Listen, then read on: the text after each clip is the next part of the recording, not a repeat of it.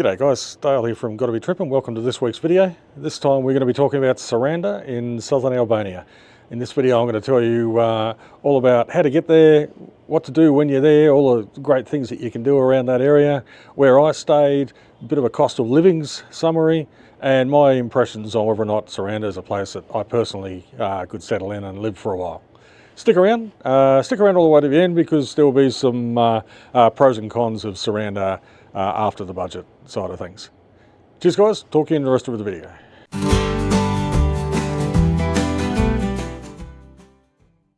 So as with all of my videos, you'll be fairly used to the format by now. I'm just going to go for a bit of a run through of my Airbnb accommodation. This one was a really good location as far as the view and just closeness to things. Tricky thing about Saranda though is it's very hilly, so I was up on what they call Fifth Road. There is actually a street name for it as well, but I don't actually remember what that was. And it's, I used to joke and say that it's a 10-minute walk down to the promenade and a 25 to 30-minute walk back up, because it's all uphill. Other than that, a really cool place to stay. Check out this clip. This is my apartment in Saranda. I'm just standing at the front door and looking in at the kitchen as we traverse around. Living area, balcony which we'll get to, bedroom, bathroom. So it's a lot smaller than the entry on Airbnb suggests it is, but it's perfectly fine size for my needs. So just doing a bit of a walk around the living area. Nice comfortable looking couch again. Again, really small TV. But that's okay.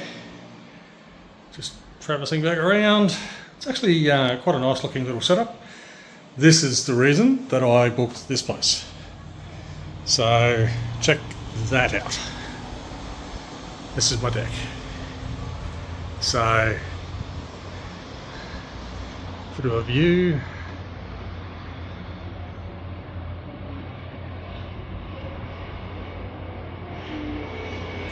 So, what do you do when you're in Saranda, especially if you're someone like me, if you're slow travelling, but even just someone going there for a few days to a week? What are the things you can do around Saranda? Well, there's lots. There's lots and lots of things you can do. There's nature-related stuff like shooting off to the Blue Eye, which is a beautiful water park land.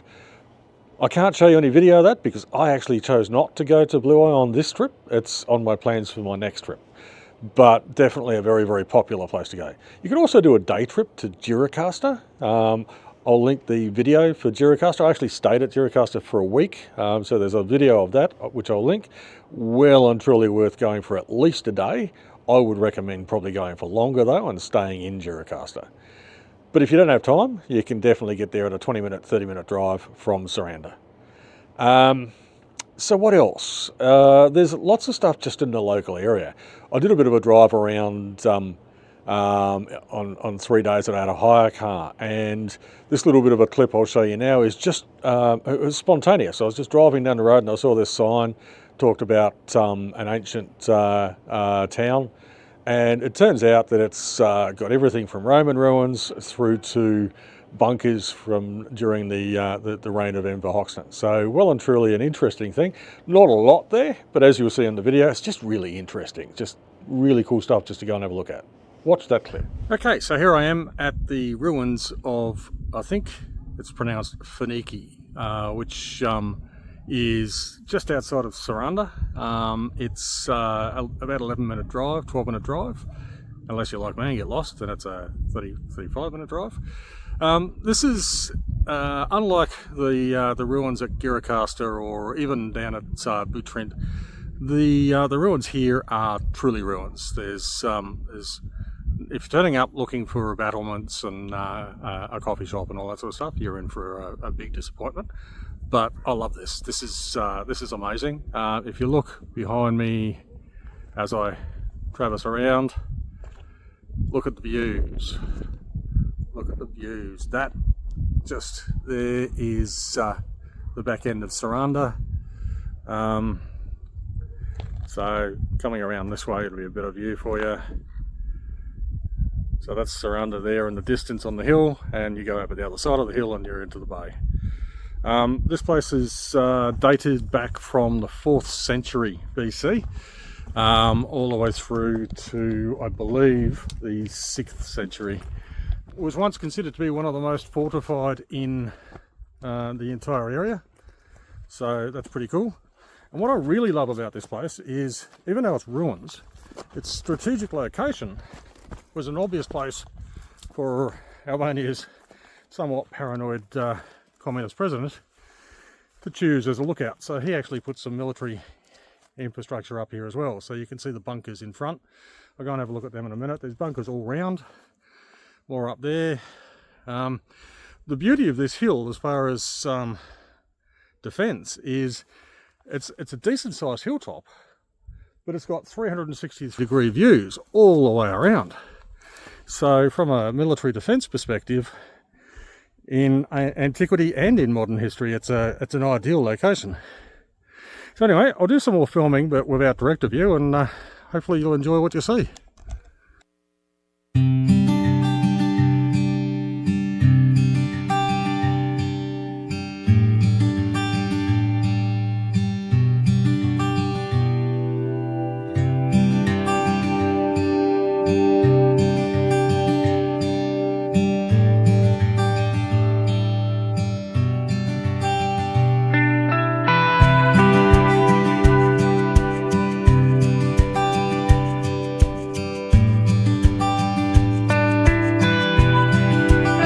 So this is what I've been hoping for, guys.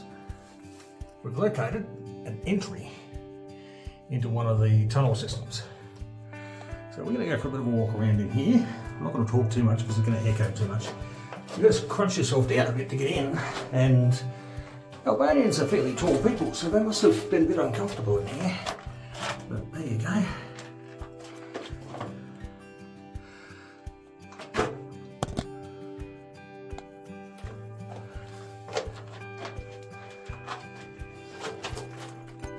Hopefully I don't find anything in here I don't want to find. Hopefully I'm making enough noise to scare anything off, but I don't want to find. I reckon that might have been some sort of accommodation.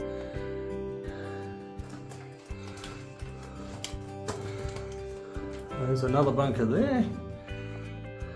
I'm not going to climb up each of them because I keep knocking my head on the top as I'm coming out. They're really short.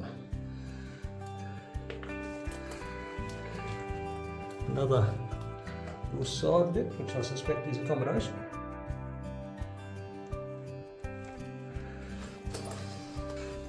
And there's the exit.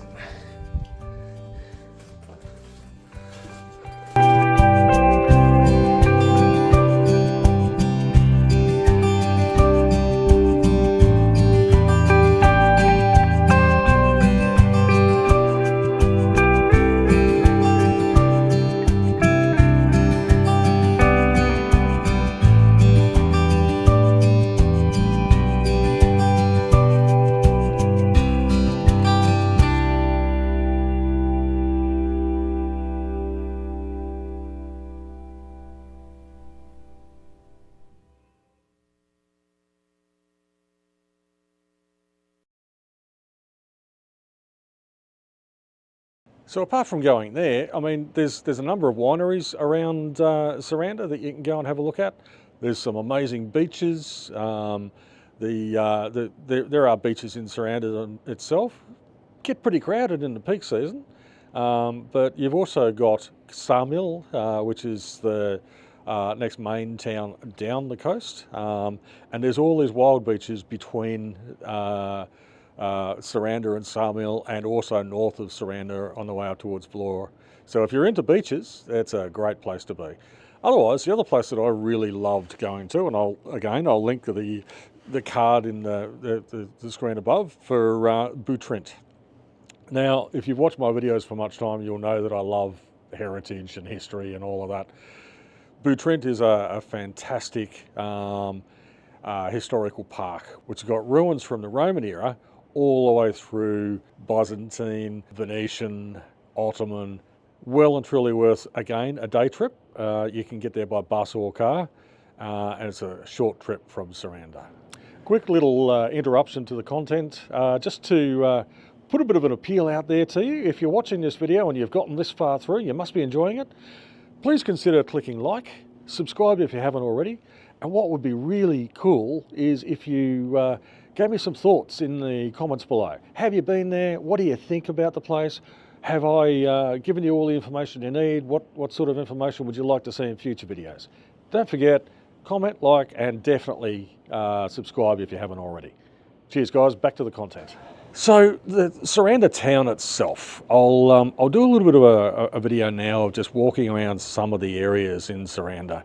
It's a really progressive town. There's a lot happening there.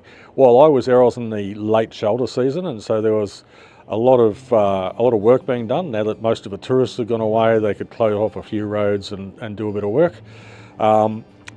Obviously, it's a growing economy in Saranda. If you're an expat travelling around, or if you're a global, if you're a digital nomad or a slow traveller like myself, definitely go and check out my favourite place in Saranda, which is an expat bar. It's called the Buzz Bar, and it's just down on the southern end of the promenade, and just back off the road. You go across the road from the carousel. I'll do a quick little link to that. There's a little bit of director view where I'll show you how to get to it. It's run by a couple of Australian ladies, very, very cool people, and lots of expats go in there, plus a lot of tourists go in there as well as Albanians from time to time as well. Well and truly worth going. They do all sorts of fun stuff. Can't speak highly enough of that place. But just the promenade itself, you could spend easily a day just cruising around the promenade, sort of have your lunch, go for a bit of a swim, maybe go on. There's these tourist pirate style boats that go up the coast to one of the secluded beaches. That's a nice day trip. You could jump on one of those boats.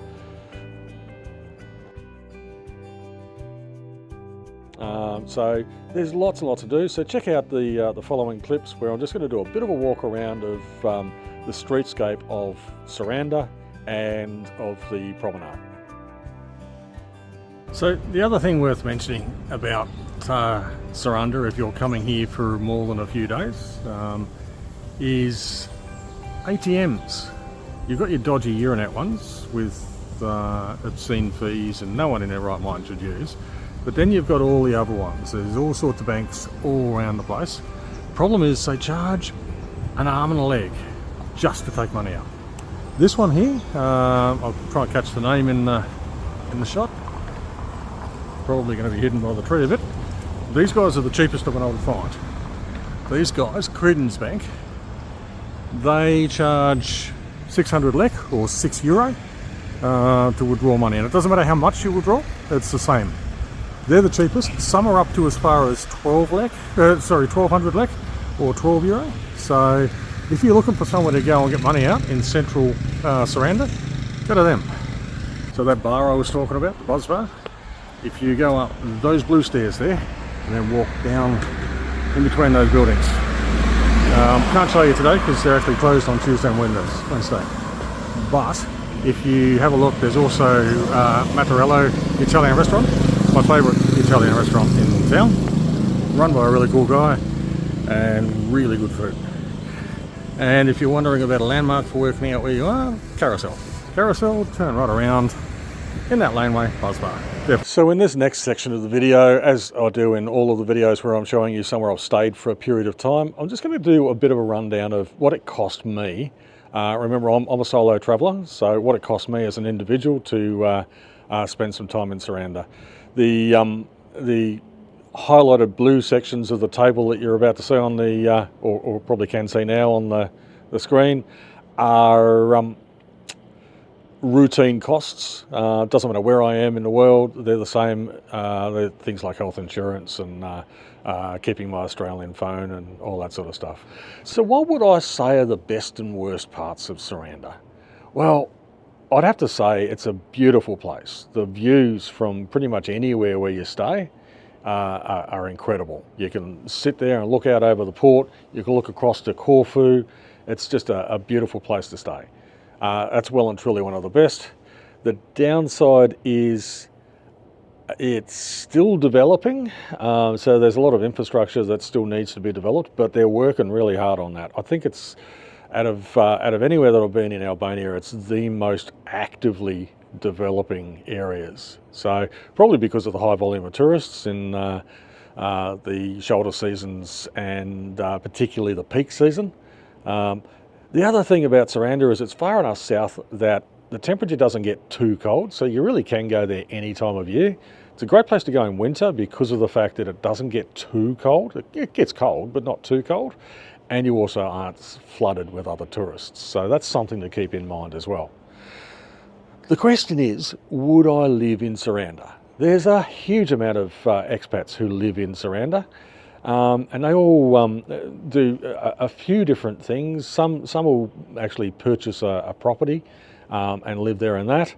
Others will get their residency by setting up a business and then they'll move about a bit. Definitely worth considering. I have not ruled it out, let's put it that way. Out of competing between Durrës and Saranda, I'd be more inclined towards Durrës. Saranda is a more picturesque place than Durrës. It's a much cleaner and in some ways a little bit more progressive place than Durrës. But I don't know, there was just something about Durrës that really just grabbed me. Go and watch that video, I'll link it above as well, and you'll see what I mean. But overall, yeah, Saranda is definitely a popular place for expats to live. It's not crossed off my list. Okay guys, so this video is basically wrapped up my time in Albania. That's the end of Saranda. I will have another video coming, so stick around on the channel. I'll do a pros and cons of Albania as an overall, to give you a bit of an impression of what I found to be the really positives of Albania, and there's plenty of them, as well as some of the cons, or they're not really cons, they're just areas that I think are developing and will develop, and I think Albania overall is loaded with pros. But stick around for that video. It'll be on the channel shortly, and hopefully that'll be information that will help you decide about travelling there and about living there. Thanks for sticking around for this long. Please consider subscribing to the channel and click like. Really would love it if you make some comments in the commentary below. Tell me if you've ever been to Albania or Saranda, or what you liked or didn't like about the place. Catch us in the next video, guys. Cheers.